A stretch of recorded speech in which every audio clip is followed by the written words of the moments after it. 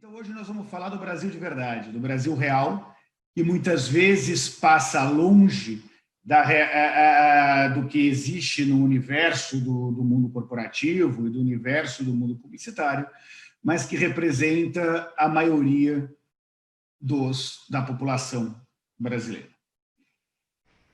Vamos começar falando sobre oportunidades na escola. Os números deixam claro que os brasileiros negros e pobres têm menos oportunidades educacionais do que o Brasil. Eu vou começar com a população adulta analfabeta, onde o número de analfabetos negros no Brasil é o dobro do número de analfabetos brancos.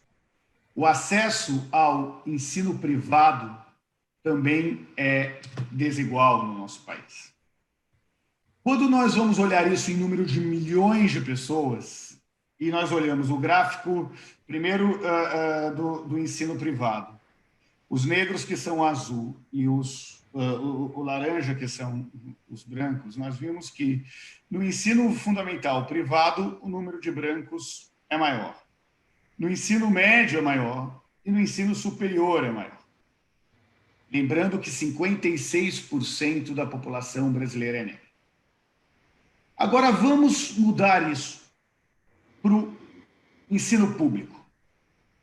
O ensino público, que no ensino base é praticamente universal no Brasil. Nós vimos que lá na base, quando se tem políticas de inclusão para oferecer o acesso ao ensino universal para a população brasileira, e onde manter os filhos da escola é incentivado com ações positivas como o do Bolsa Família, por exemplo, o número de... eu tenho 15 milhões de crianças negras e 7,9 milhões de crianças brancas. Esse gap diminui um pouco quando se vai para o ensino médio e diminui substancialmente quando se vai para o ensino superior. Porque, em que pese as amplas políticas de inclusão, como o ProUni, a política de cotas raciais e a política de acesso a alunos de escolas públicas, e esse número tenha diminuído bastante, ainda temos mais brancos do que negros nas universidades, por mais que esse número tenha se reduzido muito nos últimos anos. Falando isso de outra forma, no ensino médio, para cada 10 alunos negros nas escolas públicas, existe 6 alunos brancos. No ensino médio privado, para cada 10 alunos negros, existem 17 alunos brancos. Mas, Regina, nós temos acompanhado todo o trabalho aí que você começou a liderar, e numa das lives com o Bruno Galhaço ele comentou isso também. Vamos olhar nos colégios de elite, nos colégios da classe A e B, nos colégios frequentados pelos filhos dos 10% mais ricos do Brasil. Para cada 10 alunos negros, temos 24 alunos brancos. Isso significa, e nós sabemos que nos colégios de fato de elite, esse número é ainda muito maior. Quando nós vamos olhar no ensino superior, das pessoas que já completaram o ensino superior no Brasil, enquanto apenas 8% da população negra completou o ensino superior, esse número sobe para 19%, 19% entre os brasileiros brancos. Eu tenho mais analfabetos negros no Brasil do que negros com curso superior no nosso país. Vamos olhar um pouquinho mais a estatística do óbvio. A suspensão de aulas presenciais a partir da metade de maio, em decorrência da pandemia, afetou quase 50 milhões de alunos na educação básica. E os estudantes periféricos e negros e os estudantes de escolas públicas foram mais afetados que os estudantes das escolas privadas pela pandemia. Crianças das classes C e D dependem muito mais exclusivamente do celular para acessar a internet. Quando você pergunta entre as pessoas que usam o celular para acessar a internet, 73% da classe D só usam o celular. 59% da classe C usam exclusivamente o celular. Esse número cai para 25% na classe A e B. Agora imagine escrever uma redação só com os polegares.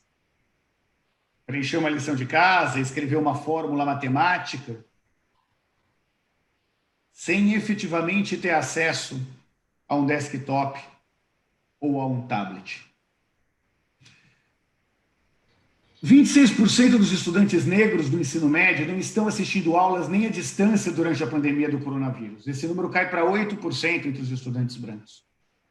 Desses estudantes negros, 29% não têm computador para assistir aulas online. Falando um pouco sobre a cultura que promove um outro tipo de educação.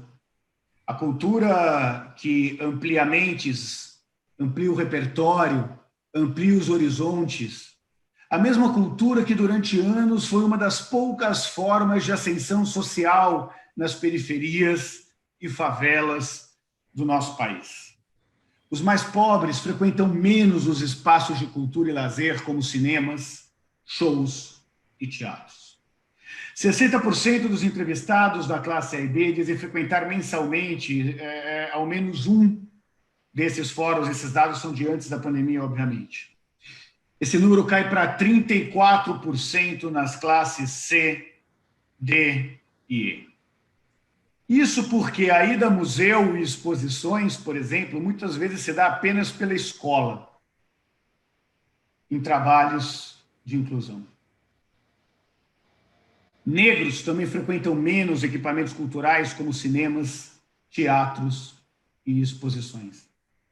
Nesse sentido, ministro Gilberto Gil, o processo de criação dos pontos de cultura e da democratização da cultura fazem falta hoje, porque foi graças a esses pontos que você conseguiu um início de democratização da cultura no nosso país.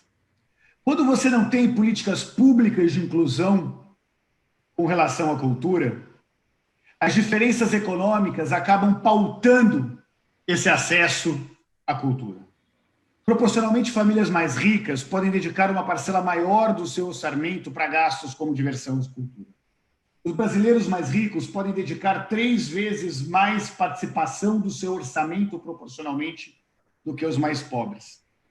Enquanto as famílias com até R$ 1.900 de renda familiar dedicam 0,6% do seu orçamento, as famílias mais ricas, além de terem um orçamento substancialmente maior, como veremos daqui a pouco, gastam proporcionalmente também mais com cultura e com diversão. Mesmo sendo 3/4 da população, as classes C e E respondem por apenas 43% das despesas com recreação e cultura.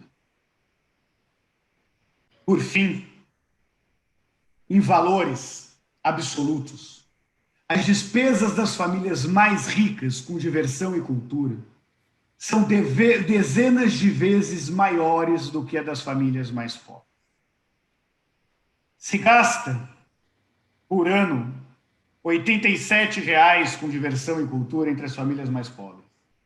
Se gasta R$ 5.687 nas famílias mais ricas. 87% mais em valores monetários. Não existe corrigir a desigualdade de renda no nosso país sem democratizar o acesso ao ensino de qualidade e à internet universal de qualidade para negros e para brancos.